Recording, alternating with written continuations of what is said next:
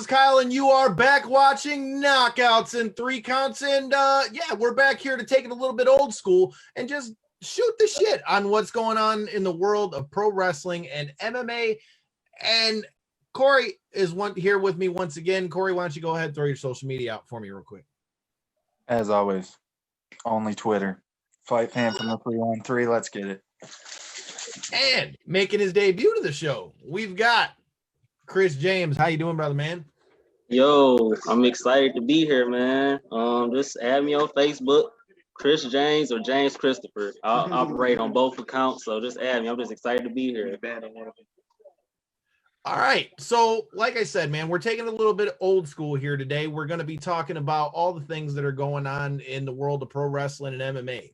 For those of you that have been following the show for a long time, you know that the show's inception, we just gave you our thoughts on what we thought, you know, about what was going on in the world of pro wrestling and MMA. And, you know, as things evolved, yeah, there came the interviews as well.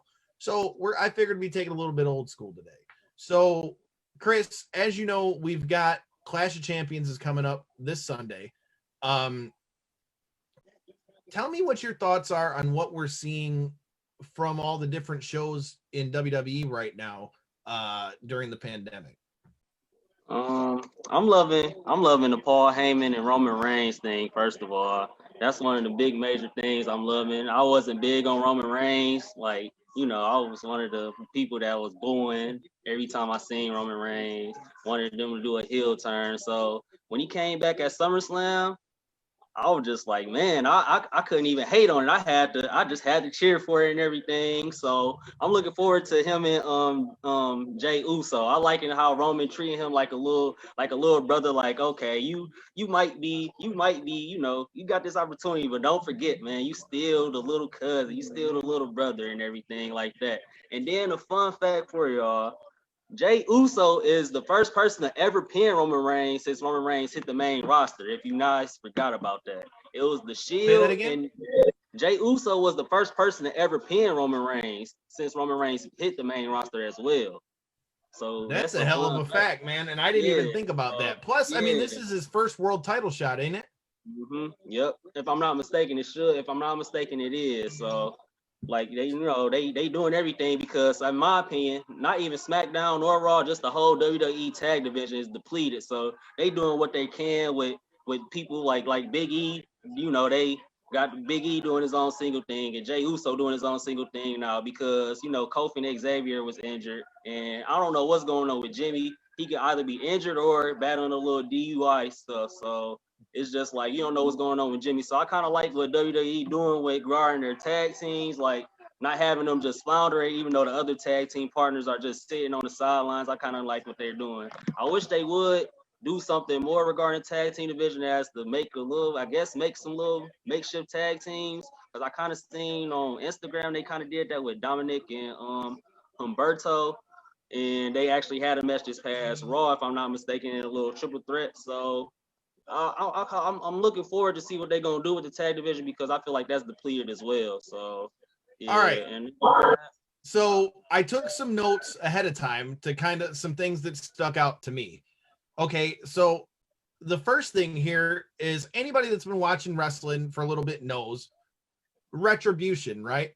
So Retribution, clearly at this point, they're starting to let you know who the fuck is in Retribution. I don't know that I necessarily agree with the picks. I mean, from the ones that we can tell, clearly Dijak has tried to, you know, channel his inner hawk. And then you've got Mia Yim with a mask over her face. And then I don't know if you've picked out anybody else out of there. I think I saw Lacey Lane and Casey Catanzaro in there too. So I think all the 5 members that was in Retribution was Donovan Dijakovic, Dio Madden, Mia Yim, Mercedes Martinez, and Shane Thorne. That's what I think the 5 members of Retribution are. All right, so what do you think about the group, though? Do you think that this group has any chance to actually last, or do you think this is another one of those after this past Monday? I don't know what the heck is gonna go with it because right. But hold on, let me finish though. So, do you think? My question is though, do you think that they're a group that they kind of threw together out of something they didn't, you know, are they a group that was thrown together purely so that, you know, they had something for all those guys to do? Or do you think this is going to be something that'll last long term? Or do you think it'll just shit out?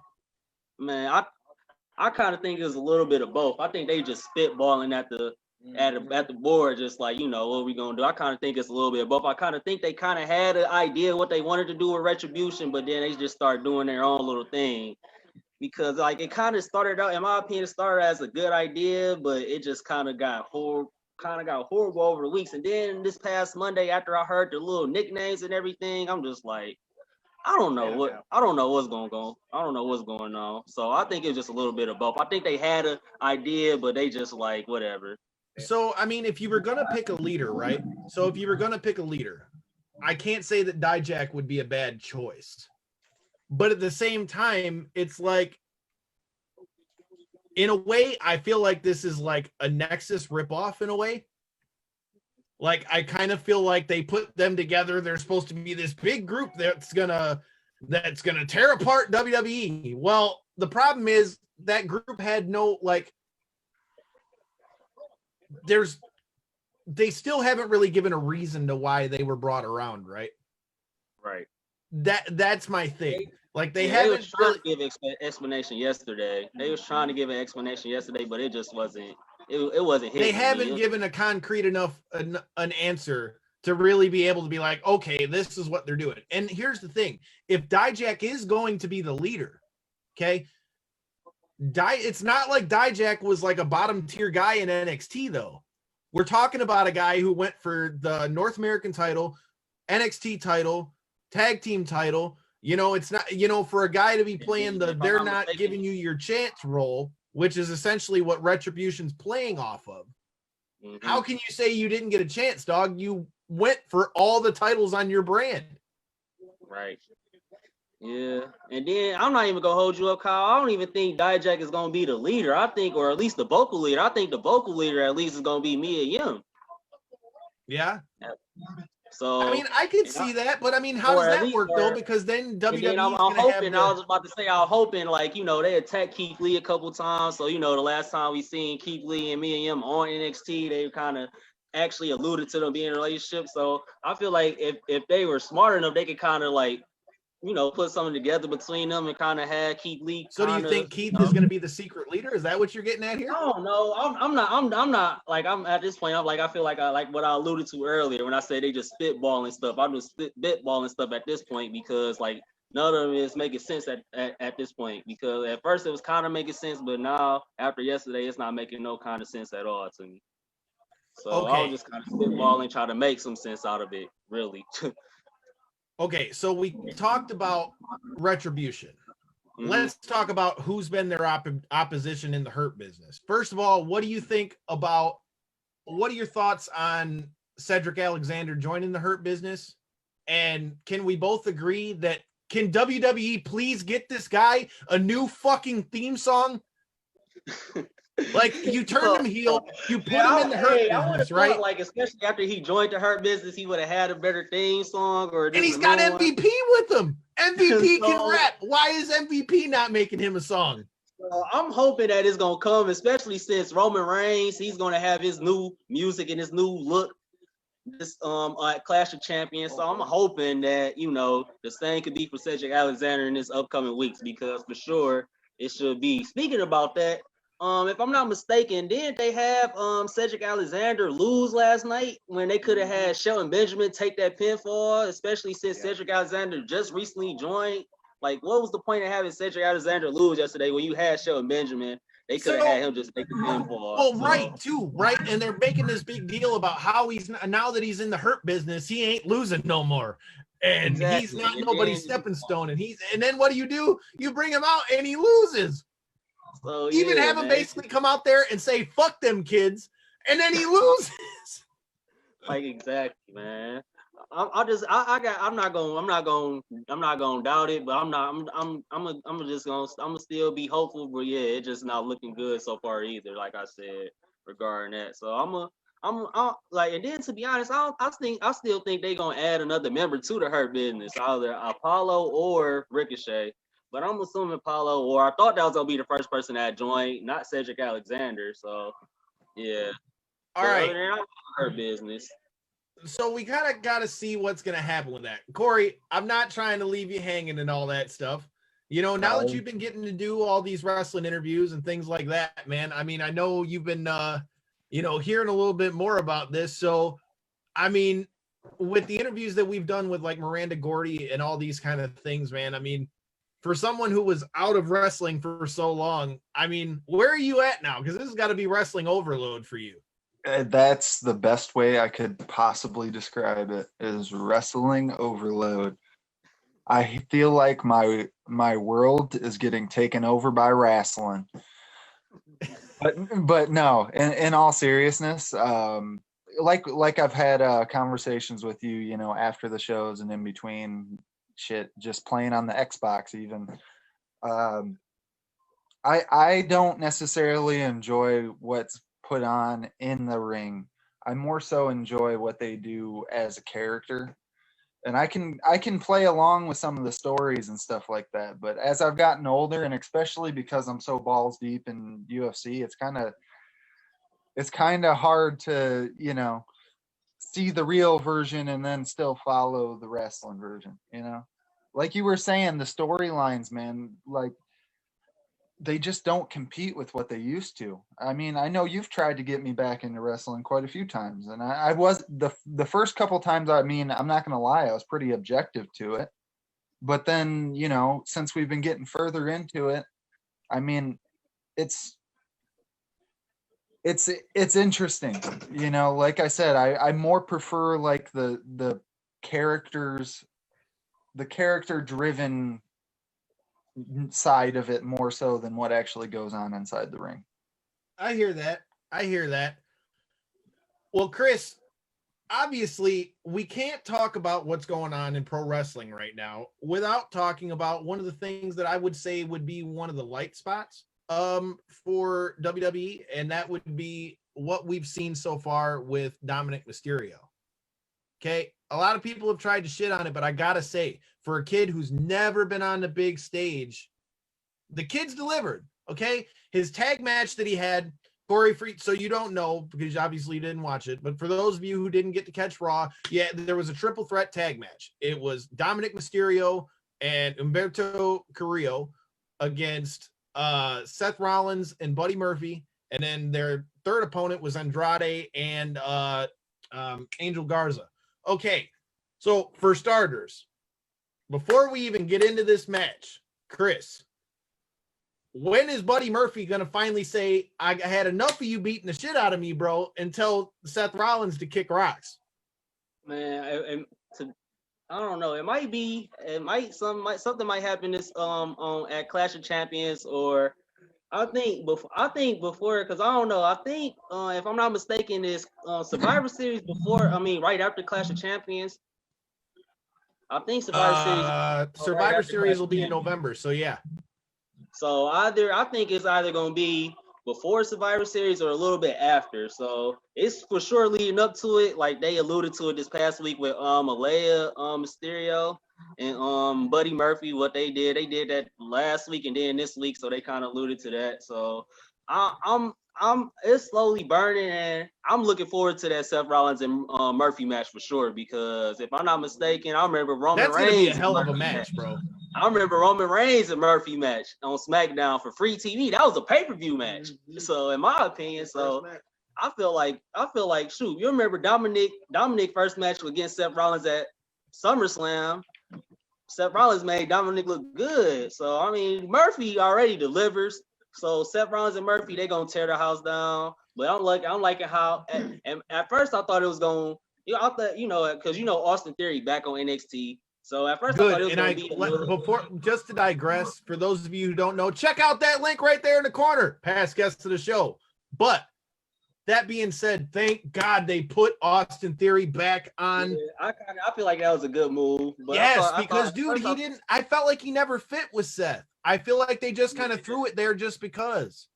Because like I feel like they had a good idea with the Messiah thing. They just wanted to have him like a whole bunch of followers, or kind of a la how Bray Wyatt had his little followers. I kind of feel like they kind of wanted to have it like that, but in a different way.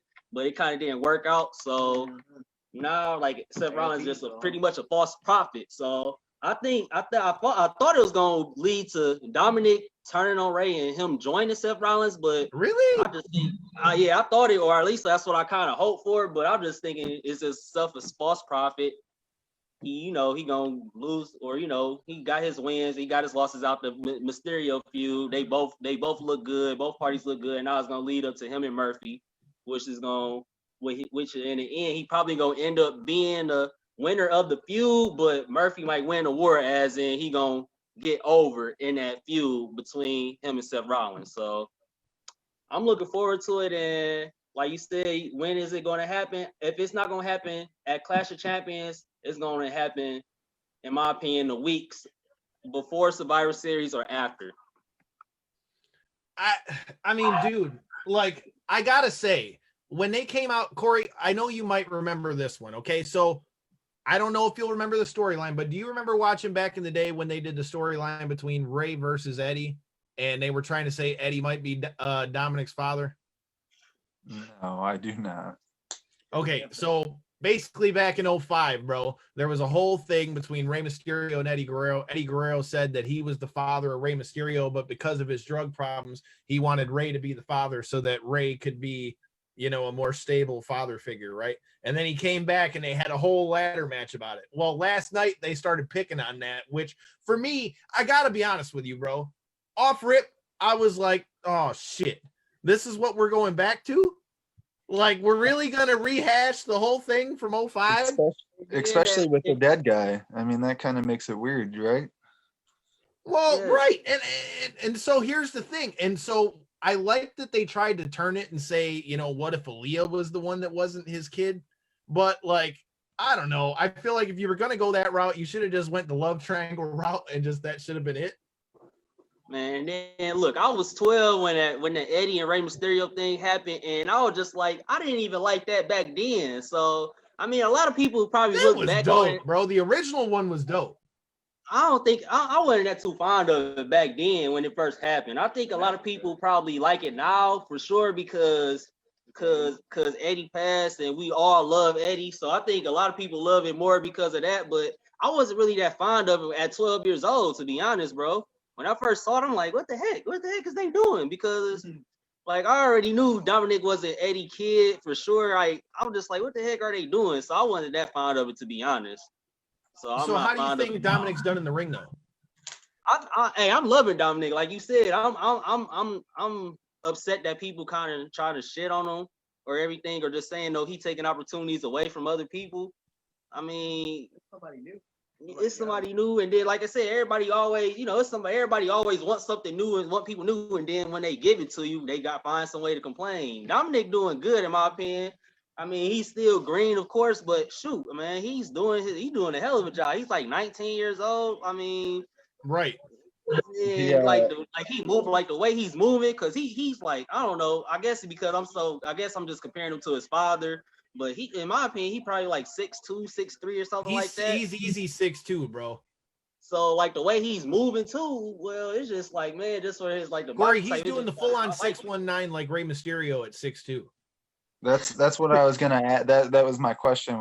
Is he basically busting a move like his dad used to? He does his own shit. Like he throws in a couple moves that are like Ray's. Like obviously there's like some Hurricane Rana stuff. Would you consider his style like a high flyer? Sure, yeah. But definitely more ground game in it though than Ray's though, because he's bigger. Yeah, like, I mean he's a lot bigger. Yeah. So there's definitely that high flying element, but it's not like they save it for kind of get you with the high flying. It's that money shot at the end is what you're trying to say, perfect way to put it. Use it only when you need to. Like I said, I've thought they've done well with it, and I have to say I'll give credit where it's due. I think some of the things that they were hitting on with Seth, sometimes went a little too far, but I mean I feel like they've turned the Monday Night Messiah thing into something that's been done well. All right, well, we talked our ears off about Raw. All right. Mm-hmm. We can't get off of that without talking about Raw Underground, okay? You had Braun Strowman versus Dabba-Kato, okay? That's Corey. So you don't know, but Babatunde was what he used to be called, and we're talking a big Sasquatch son of a bitch. And when we're talking about Braun Strowman, we're talking about a big Sasquatch son of a bitch. So you got two big dudes just beating the hell out of each other, bro. And yeah, they're basically what they're doing is it's supposed to be like a Fight Club type thing. That's why it's called Raw Underground. I think it kind of harkens back to past guests of the show, PCO. Check that out in that right corner. He was part of the original concept for this with Brawl for All. And WWE figured out in a nutshell that it's not a good idea to put a bunch of tough guys in there in a real fight because the guys you think are going to win might not come out the winner. So Corey, I'm gonna need you. I'm gonna let you do a little research. I'll turn on Dark Side of the Ring the next time we're together because, yeah, man, you got to learn why people are comparing the two. But what have you thought about Raw Underground so far, Chris? I hate it, bro. Like I don't like it that much. That like I just turn my TV. Like I just turn the channel when it comes on. Like that's like my bathroom break. So, like to be honest, I'm not that big on Raw Underground. I like the idea of it, and I'm kind of glad they trying to be different, but it's not my speed, to be honest. If that's the case, then you might as well have them do with some amateur or amateur type of things. Like you know how the YouTubers like Jake Paul do the little boxing stuff. Boxing, they might as well do that type You're of thing. You're calling an amateur. Floyd Mayweather might come out of retirement to fight one of the Paul brothers, bro. I wanted to bring that up on this episode. Damn it. We'll talk plenty about that. Well, no, while it's up real quick, let's get your initial thoughts on it when you heard the What news. do you think about Floyd coming out of retirement to fight against one of the YouTube guys, Chris? I mean, I wouldn't be surprised if Floyd did that because especially if it got some big money in it. But other than that, Floyd, just let it go, bro. All right, Corey, what do you think? I think it's a hell of a money grab, but yet I still want to see it. So I guess I'm the one pitching the money into it, or at least finding the link so I don't have to. The only way I see Floyd doing it if it's I can't even say $1 million, man. It got $1 million, bro. You better come up off of about 99 more of them, boys. man, this is ridiculous, dude. But I think about how big of a following he's got. I mean, I was hearing numbers just off his merch line alone that he was pulling in a couple million in merch. So if you're talking about that, I mean, people are going to pay to see a fight like that. I mean, especially if it was like a Jake Paul or like a Jake Paul or something like that. Like one of the Paul brothers and Floyd Mayweather, just like a little YouTube boxing thing. That's gonna get hella views. You gotta have big money for sure, but if they actually agree to it, man, shoot. If I'm not mistaken, since we talking about like celebrity boxing thing, I remember Floyd Mayweather was about to help Chris Brown, like he was endorsing Chris Brown or Soulja Boy when they were about to box, and that never fell through. But like you know, yep. I don't think Floyd is opposed to that kind of thing. Shoot, he was in the WWE, so I don't think he's opposed to that kind of stuff. No, so, I'll be looking for it, but I just know if Floyd's going to accept it, it's going to be big money involved. What you think? You know, it can't not be. I mean, dude, anything Floyd does is going to be a huge money fight. At this point, I'm not mad at you for trying to get the money, man, but like in a way, like, how do I say this to where it makes sense, right?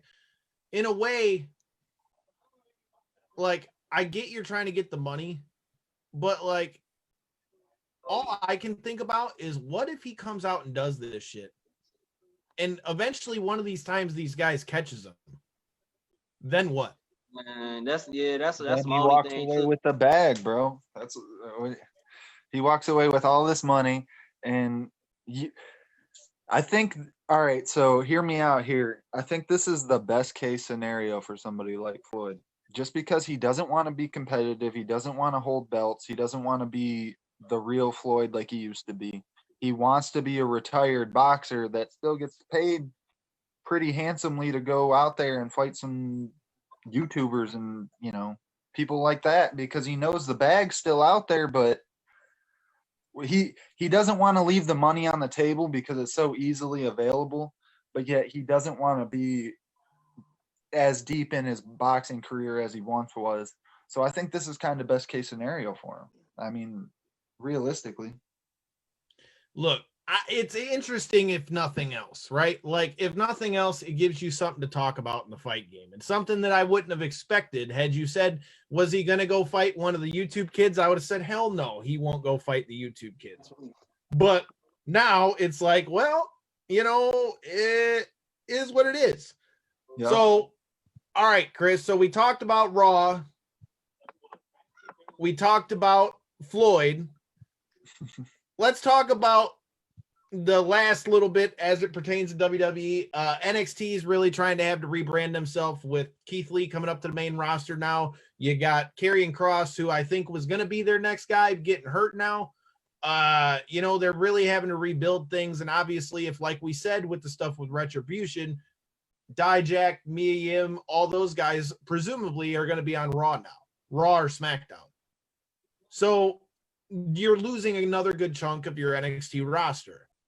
Mm-hmm. What do you think where we currently sit on the NXT AEW saga and the war between them? And who do you think is currently winning right now?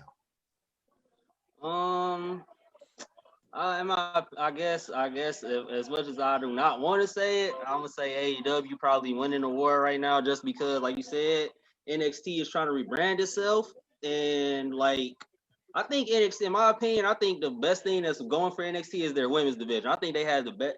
Like I'm not paying attention to like the stuff in Japan, to be honest. So like I don't know regarding women's division, if Stardom and new, like, so I don't know how their the women's division is and everything, or just they whole brand. So like just regarding America, I think NXT women's division has the best women's division in wrestling, in my opinion, and AEW has the worst women's division. But I think NXT is trying to focus on one thing. I think they need to focus on is rebuilding their tag division as well, which I kind of think they kind of hit it on last week. I mean, with Killian Dane and Drake Maverick.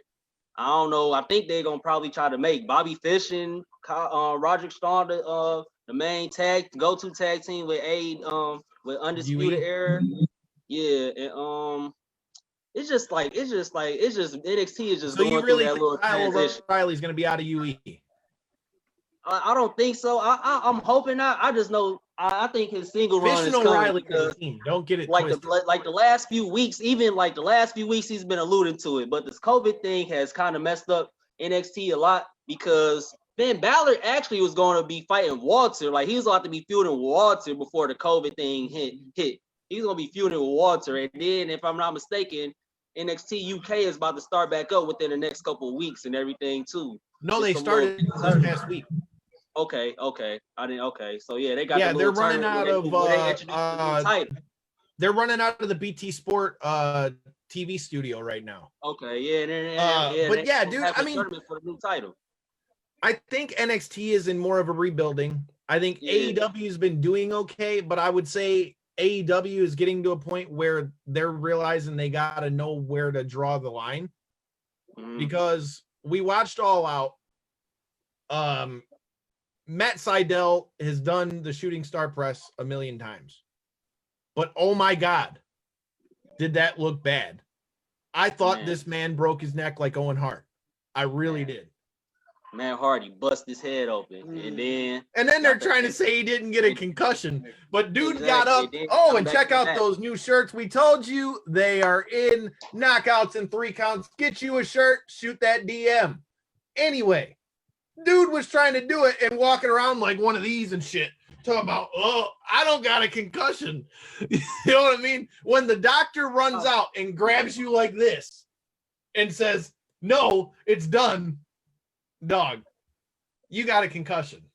Man, like, I appreciate the fight in them, but come on, Matt. Like, come on now. Like, I guess y'all trying to get AEW over and everything, but like, come on, bro. Like, you hurt, bro. You hurt, man.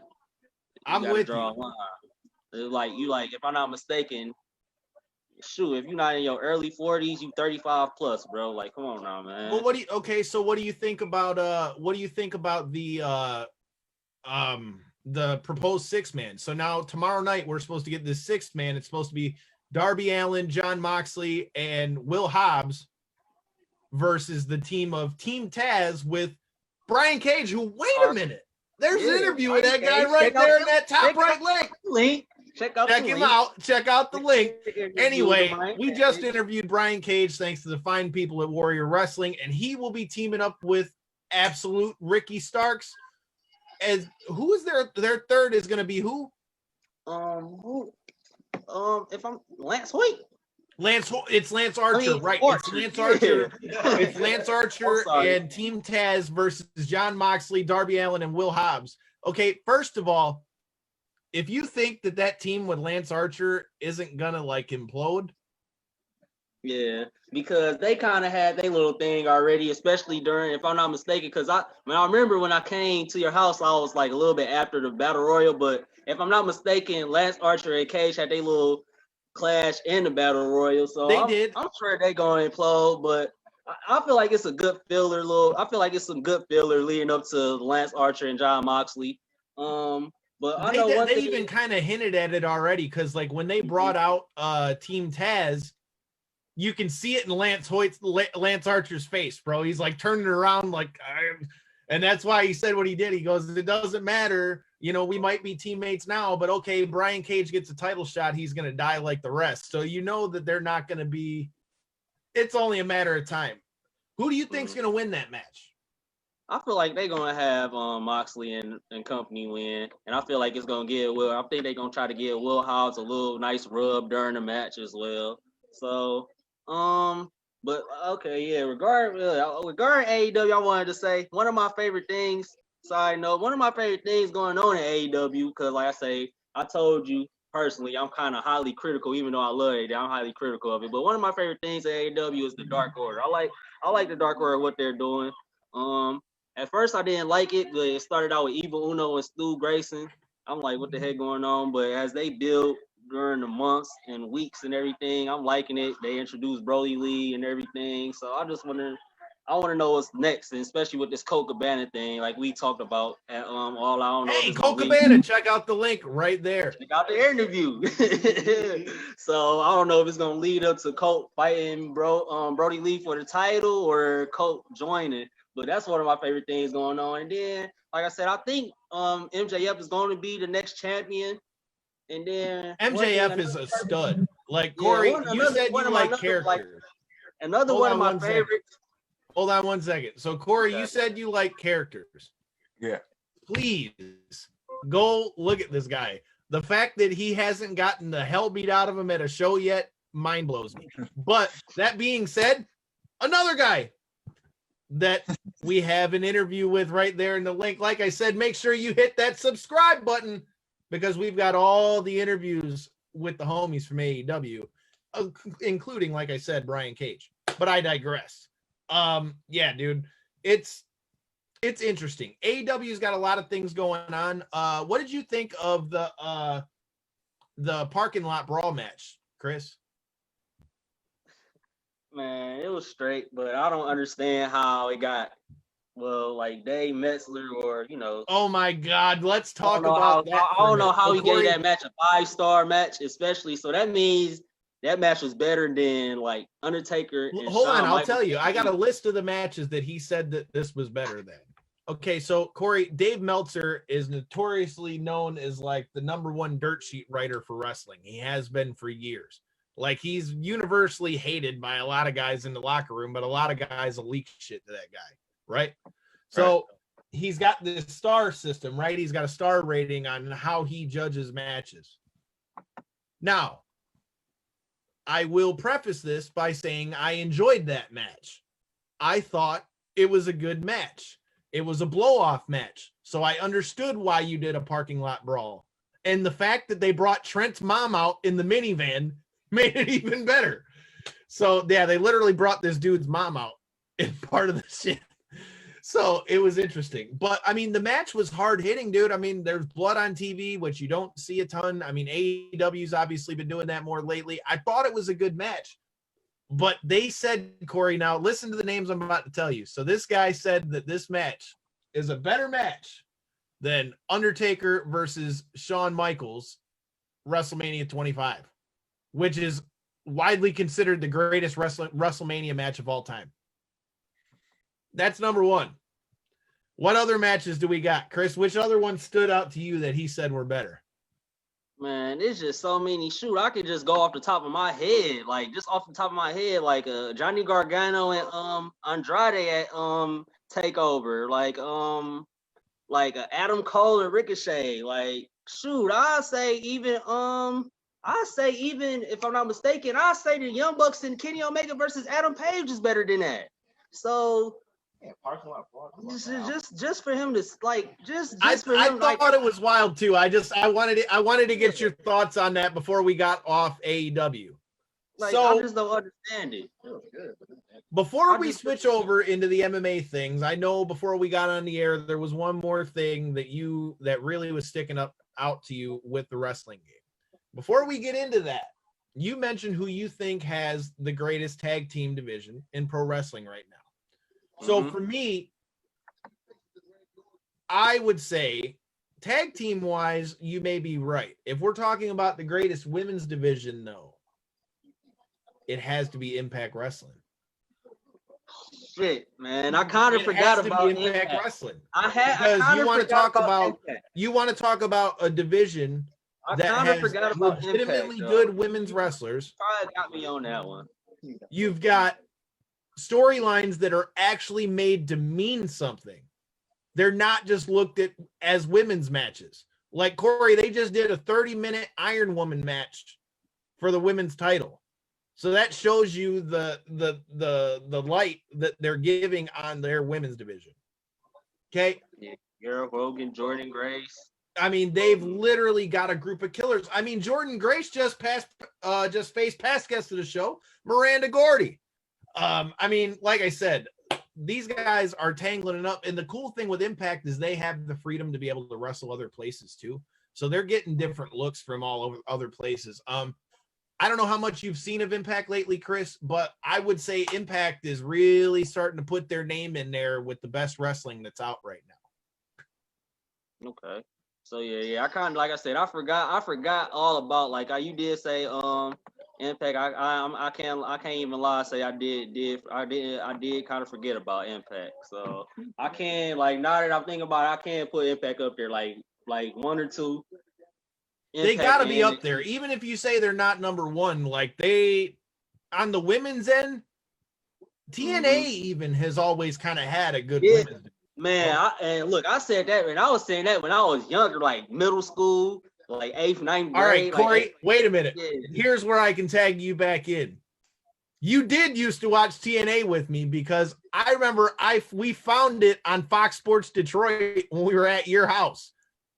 They were the ones that were in the old 6-sided ring on Fox Sports Detroit, bro. I remember watching it at your house, bro. But man, I remember when I first seen it, I seen it like on Spike TV. That's why I love AJ Styles so much. That's why I marked out when I seen him debut at the Royal Rumble, because of TNA. So, man, I was a TNA mark for sure. Like I said, man, if you guys aren't checking it out, Impact is a great alternative. And shout out to Ring of Honor as well. We had PCO on the show. We've had Shane Taylor on the show. But they're kicking off their ROH Peer Tournament.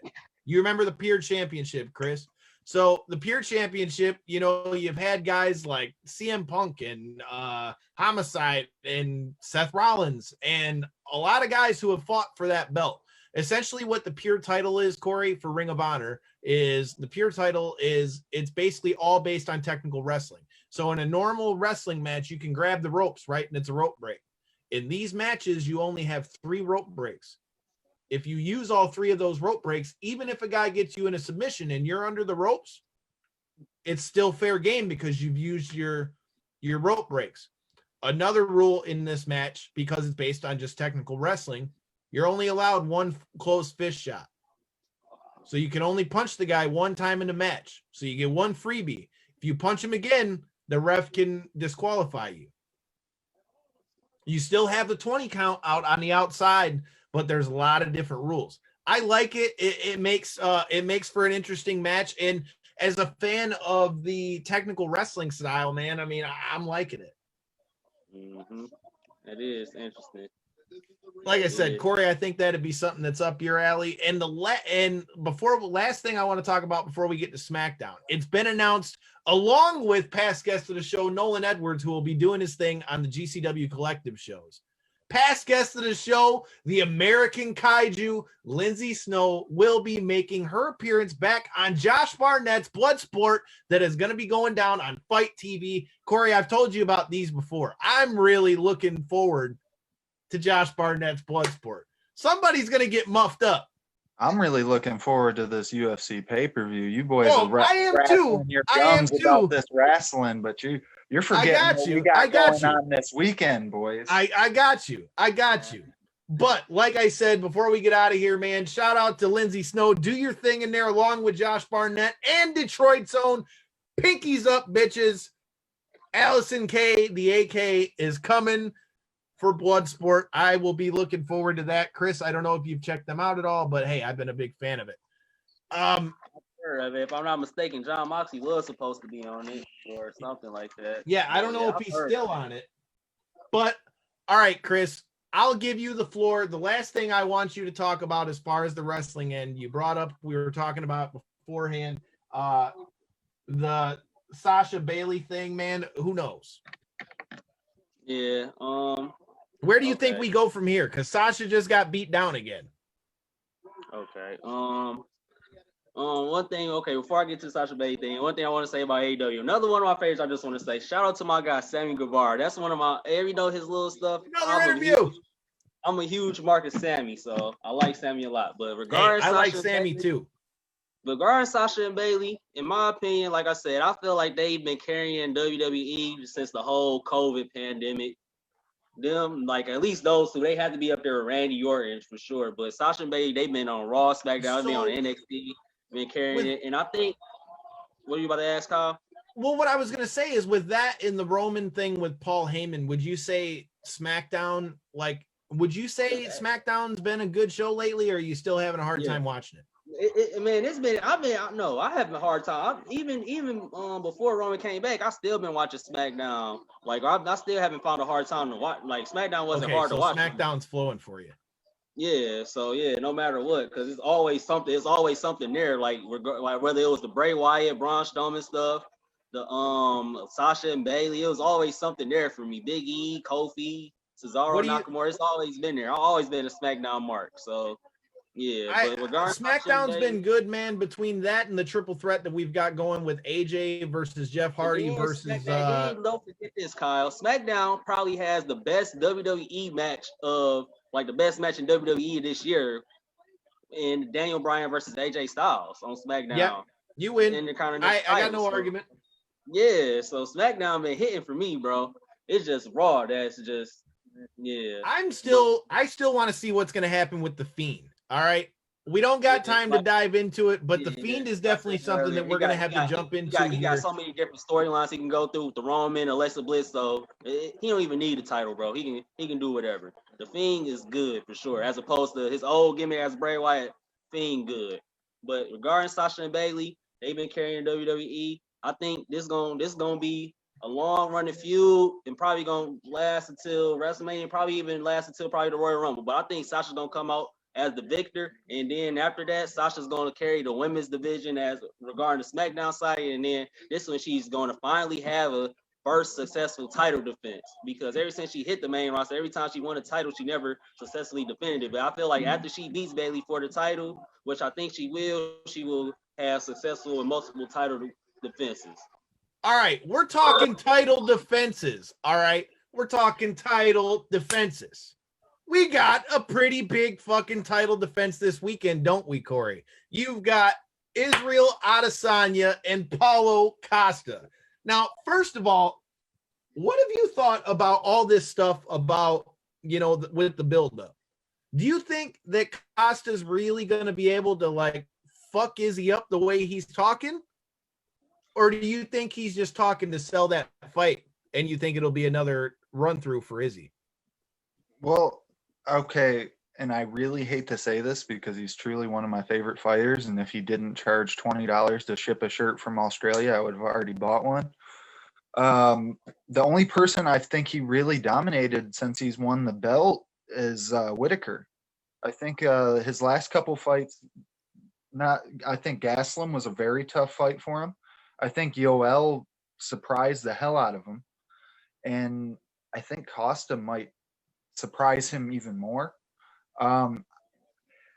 It's going to be an interesting fight. I definitely don't think it's just some jaws flapping. I think Paulo definitely wants to get his hands on Izzy, and I think that's definitely his only way to victory is kind of trap him up against the fence. Maybe land a couple of those hard body shots that he put Uriah Hall down with. But Chris, what do you think about this fight, man? I know you were checking him out. I think I got style better than winning, but I like cause like I ain't gonna lie, this is kind of like a little funny little thing. It's a little funny little thing. My family, well, my little dad, my dad, my uncles. My little dad, not my big dad, but my little dad. No, but it's just a little joke. My dad, my uncles, they call me Mr. Bitches. So I kind of, even though I got style better than winning, bitches, huh? Even though I got style better than winning, I kind of want to root for Costa because you know he go by the king of the bitches and everything. But speaking of him, I actually just saw some highlights of him and Romero, the Costa Romero fight, and even though Costa won, it was kind of like in my opinion, it was kind of like, you know, people were saying that Romero got robbed, and like, you know, I ain't watched the whole fight, but I was watching highlights of that yesterday actually. So like, you know, you like Corey brought up Romero, and I feel like, you know, like they said, he kind of you know, they kind of got robbed that fight. He fought, like you said, he fought both of them, and actually he had debatable fights with both of them, if I'm not mistaken. So I feel like I said, I got style better winning, even though they both undefeated. I got style better winning, and I feel like it's gonna be a good fight, and I'm looking forward to it. I'm probably gonna I'm gonna be at work, I'm gonna be at Kyle's place, or I'm probably gonna be at Uncle's place. I'm just looking forward to it, and shoot, man, I'm just looking forward to it. I know one thing I had wrote down. One thing I wrote down regarding UFC. Covington just needs his jaw broken again. I don't care if it's Kamaru do it or Street Jesus do it. Just I hope one of them do it, man. All right, so let's talk about that, Corey. What are your honest thoughts on Colby Covington at this point? See, just like I was saying with the wrestling, I enjoy characters. I enjoy.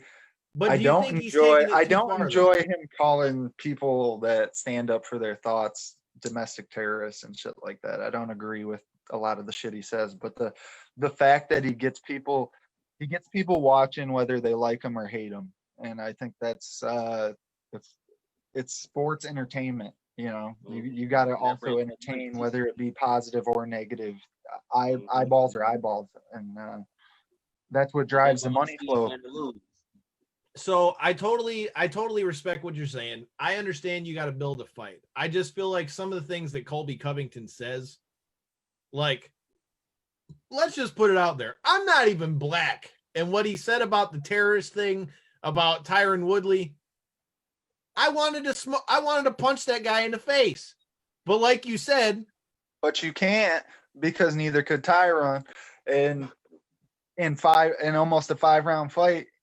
So, you know, it's like he makes you want to punch him in the face so bad, but then you can't. That's like the Floyd Mayweather thing. Like they just, people, even the haters, they tune in just to see him. Like the haters tune in to see him lose, and the fans tune in to see him win. So like Corey said, like I understand the whole little thing where he's going with it.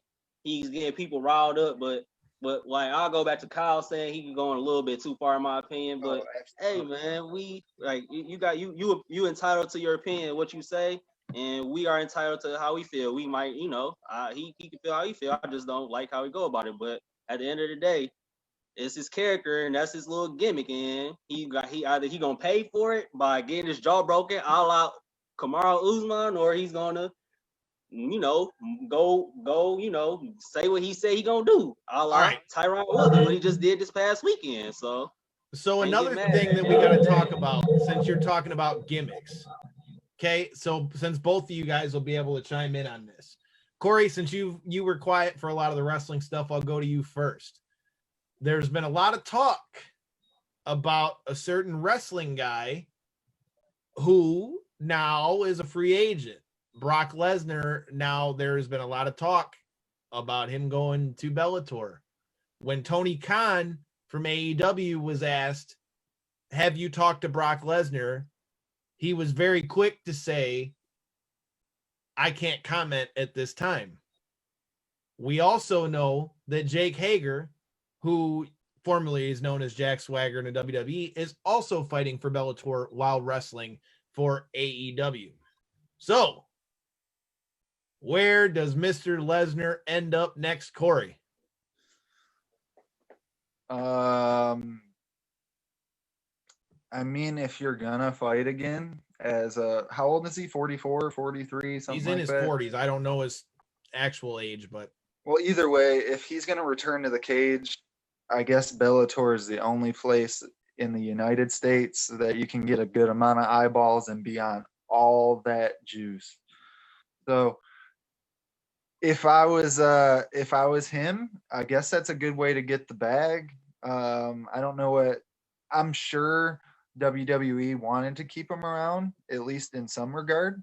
So I'm sure there's competitive contracts on I was the going to board. say, don't think that as soon as there's actually some real talk about him signing a contract with somebody, if you think that Vince McMahon won't back up the fucking money truck. I mean, I don't know if you realize, Corey, but this guy got them for $13 million. $13 million between the UFC and wrestling, and was on TV. How many times was he on TV in 2019, Chris? How many shows did he do? Bro, it was so many, like how many times was he on TV? Just to give Corey an idea, how many appearances this guy had for 13 million? SummerSlam, probably like SummerSlam, WrestleMania, the Saudi Arabia stuff. Like it's probably it's kind of on a handful, probably even less than 10 to be honest. Look, if you got to 20, you're really doing something. And this guy got him for $12 million. $12 million. And he only fought once last year. Once. One time. And he got popped for steroids. What? This guy is killing the game on the money end. But here's the question. If he comes back, do you guys really want to see him fight? Only person I want to see him fight is John Jones. Other than that, or Daniel Cormier. Other than that, I'm not interested in seeing Brock Lesnar fight at all. All right, Corey, do you want to see him fight?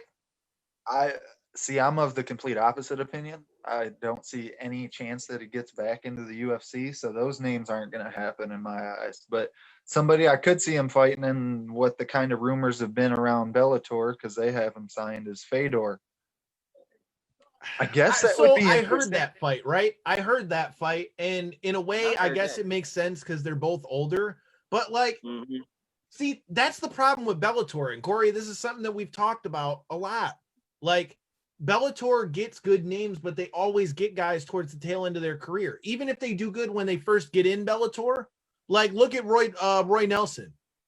Roy Nelson had a lengthy career, even though it wasn't as early as maybe it should have been in the UFC. Comes over to Bellator, knocks a few guys out because he's way higher caliber. But then it's kind of like now you're kind of like hitting that Peter thing.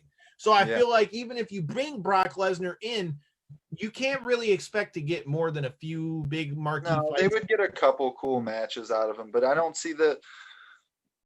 Looking back at what Bellator did for their heavyweight tournament, because those were their top stars, and a couple of those guys have even retired since. Who out of them would you want to see him fight? Chael's retired. That would be the only other interesting match. I mean, honestly, dude, the only fight that comes off the top of my head that makes sense that I'd like to see happen. Okay, obviously John Jones is the obvious one, but if I can't get that, fucking have him fight Ngannou. Yeah, right. Yet again, he's not getting in the UFC. He's not gonna go through that. Fine. If we're going Bellator, who the fuck else is there for him to fight other than Fedor? That's what I'm saying. That's my point exactly. Maybe Ryan Bader, maybe. Right. But one fight I really want to talk about that makes no damn sense, because I know we're running short on time.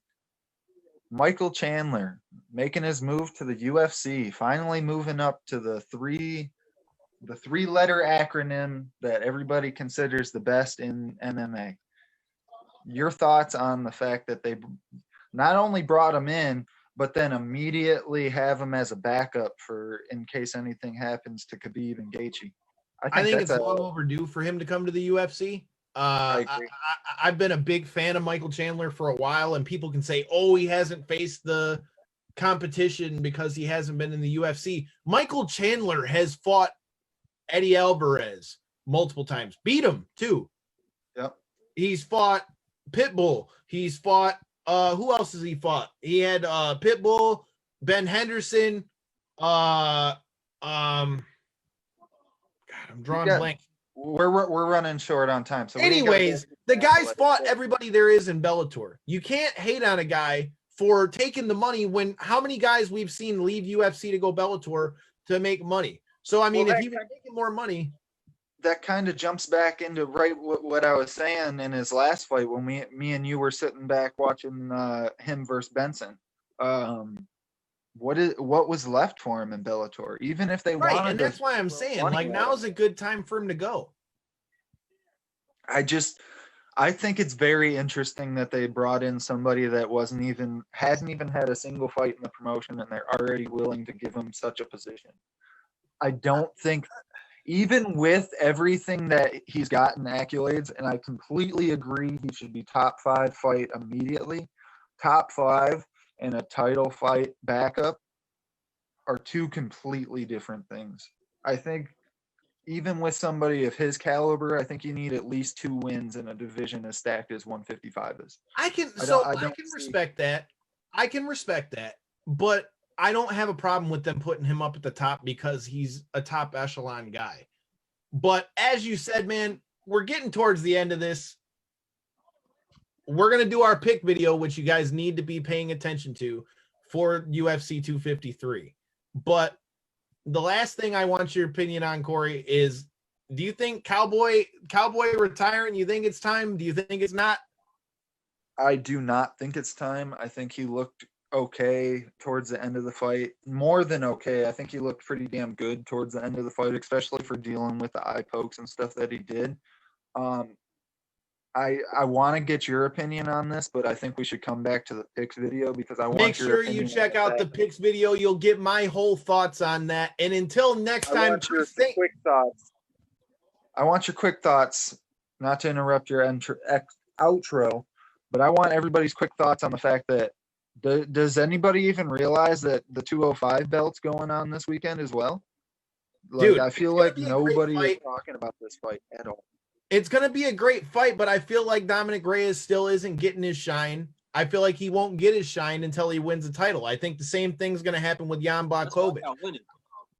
I feel like this fight is going to be the thing that's going to give either one of those guys their first real shot at some stardom, because once they have the title, you're not going to have a choice. But I feel like that's why this fight isn't getting a lot of noise. It's going to be a great fight. Make sure you check out the video for our UFC 253 picks. Thank you guys so much for watching, and let us know in the comments. Do you guys like seeing us go back old school and just shoot the shit about the fights and the wrestling? Let us know in the comments. Let us know what you like, and let us know if you like seeing this guy on the show. Chris James, thank you for joining us, brother, man. Thank you for having me. Hey, man, hopefully we'll be seeing more of you. He'll be on with us for our picks for Clash of Champions this weekend. And until next time, and in the in-between time, peace.